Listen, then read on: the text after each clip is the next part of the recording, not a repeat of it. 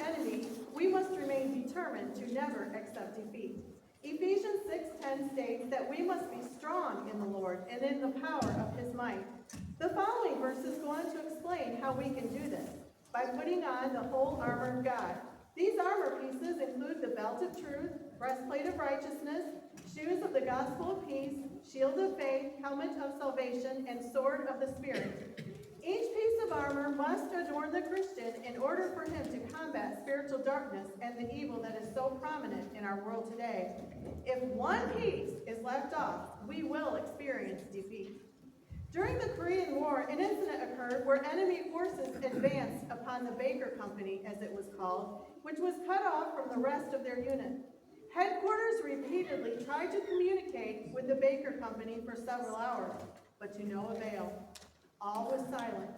At last, a faint signal was received. Straining to hear, a corpsman asked, "Baker Company, do you read me?" "This is Baker Company," came the faint response. "What is your situation?" questioned the corpsman. "The enemy is to the east of us. The enemy is to the west of us. The enemy is to the north of us. The enemy is to the south of us." After a slight pause, the sergeant from the Baker Company said resolutely, "The enemy is not going to get away from us now." Although it appeared they were encompassed and outmaneuvered, this sergeant was reflecting upon victory and not defeat.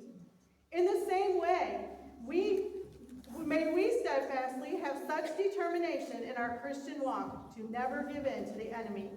The price has already been paid. Victory has already been won when Christ died on the cross for our sins and rose from the grave, as we just recently celebrated. However, in order to defeat Satan, our enemy, we must be surrendered to Christ and willing to follow him wholeheartedly throughout our life, wearing the entire armor of God. We are in a spiritual war. We must bravely fight and be willing to suffer, if need be, for the cause of right. As one of our songs says, "Do right till the stars fall. Do right till the last call. Do right when there's no one else to stand by you. Do right when you're all alone. Do right though it's never known. Do right since you love the Lord. Do right, do right."